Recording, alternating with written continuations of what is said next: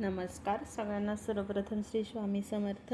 आणि बघू शकताय भाजी मस्त अशी दिसत होती आणि वास पण छान येत होता, घमघमाट सुटला होता आणि मस्त असं हे वांगे बनवून रेडी झाले होते. तर ही रेसिपी कशी झाली ते तुम्ही पुढे बघालच. तर व्हिडिओ नवीन बघत असाल, चॅनलवर नवीन असाल तर लाईक, शेअर आणि सबस्क्राईब नक्की करा. आणि व्हिडिओ कसे वाटतात ते मला नक्कीच कमेंट करून सांगा. चला तर मग अशा पद्धतीने मी इथे आता छान असे शेंगदाणे भाजून घेतले आणि थोडा वेळ ते खरपूस होण्यासाठी तव्यावरच ठेवून दिले. त्यानंतर मग मी इथे वांगे चिरायला घेतले. वांगे चिरताना आधी पाण्यात थोडं मीठ टाकून घ्यायचं, जेणेकरून मग आपले वांगे जे आहेत ते काळे पडत नाहीत. तर अशा पद्धतीने आमच्याकडे ना हिरवे वांगे जास्त खाल्ले जातात. पर्पल वांगा आम्हाला आवडत नाही आणि आम्ही जास्त खातही नाही.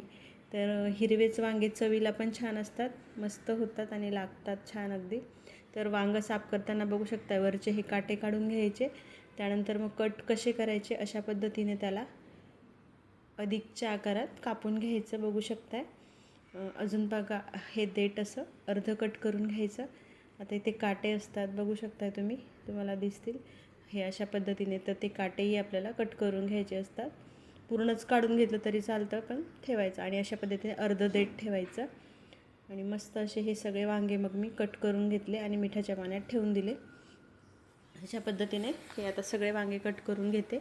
त्यानंतर मग इथे मी घेतलेलं आहे शेंगदाणे भाजलेले, खोबरं, लसूण, आलं घ्यायचं तर घेऊ शकता, पण आम्ही काय आलं घालत नाही. धणे, जिरे आणि हिरवी मिरची असं हे आता मी वाटण करून घेते.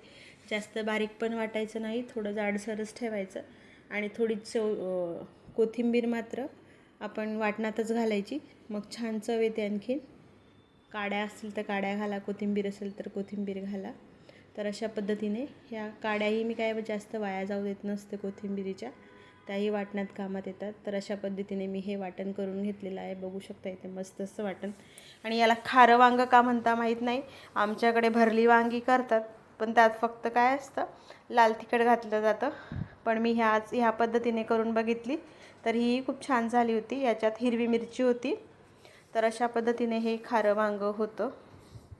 मराठवाड्यात आणि आय थिंक विदर्भात त्याला खारं वांगं म्हणतात आणि आमच्याकडे लाल तिखट घालून केलं जातं, तर त्याला भरली वांगी म्हणतो आम्ही. तर इथे मी आता मीठ, हळद आणि थोडंसं तेल घालून घेतलेलं आहे मसाल्यामध्ये. आपलं जे वाटण तयार झालं होतं त्याच्यात. आणि आता याला छान असं मी मिक्स करून घेणार आहे. आणि वांगेही बघू शकताय पाण्यात टाकल्यामुळे ते काळे पडत नाहीत. तर हा मसाला असा छान मिक्स करून घ्यायचा. त्याच्यातलं मीठ आणि हळद आणि तेल जे आहे ते मिक्स होतं. बाकीचं तर मिक्सरमध्ये मिक्स झालेलंच होतं. तर अशा पद्धतीने आपला हा मसाला रेडी झालेला होता. तो आता मी वांग्यांमध्ये अशा पद्धतीने भरून घेते. अशा पद्धतीने हा प्रत्येक वांग्यात मसाला भरून घ्यायचा. छान अगदी परफेक्ट झाले. मी पहिल्यांदाच रेसिपी करायला घेते आणि ती खूप छान होते माझी. तर अशा पद्धतीने बघू शकताय, कुठलाही पदार्थ जर मन लावून केला ना तो चवीला छानच होतो, यात शंकाच नाही.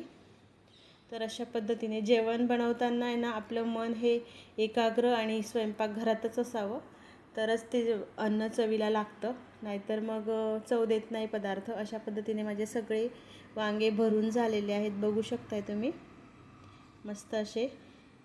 थोडासा जो मसाला उरला आहे तो नंतर सांगतेच मी काय करायचं ते. तर अशा पद्धतीने वांगे भरून घेतले. आता मी कढई ठेवते. कढईत तेल घालणार आहे. तापायला ठेवलेली आहे कढई.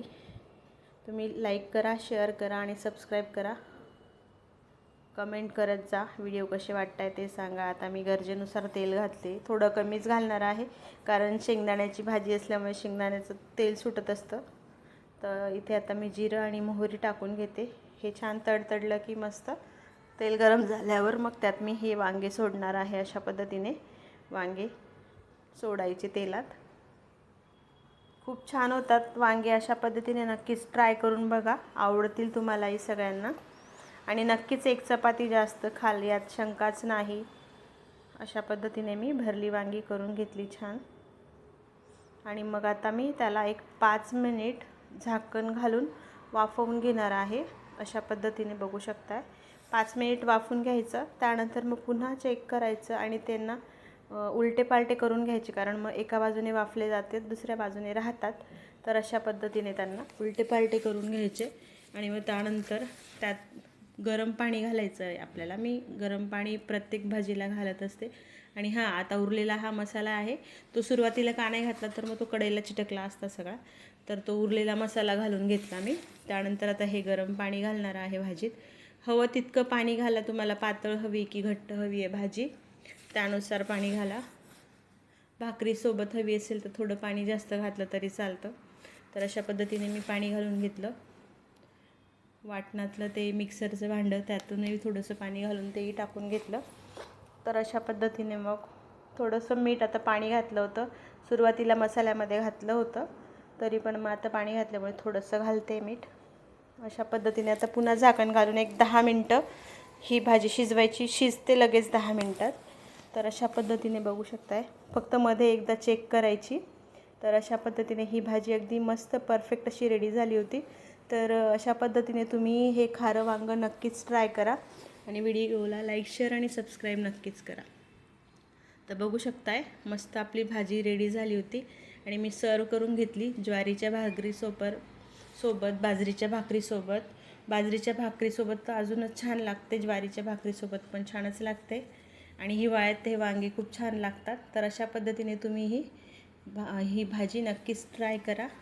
आणि मस्त असा नाचणीचा पापडही भाजून घेतला होता. तर अशा पद्धतीने तुम्ही ही भाजी नक्कीच ट्राय करून बघा आणि व्हिडिओला लाईक, शेअर आणि सबस्क्राईब करायला विसरू नका. अशाच पद्धतीने नवनवीन व्हिडिओसाठी चॅनलला सबस्क्राईब नक्कीच करून घ्या. भेटूयात पुढच्या व्हिडिओत. तोपर्यंत बाय. खात रहा, स्वस्त रहा, मस्त रहा आणि व्हिडिओ कसे वाटतात ते मला नक्कीच कमेंट करून कळवा. चला तर मग.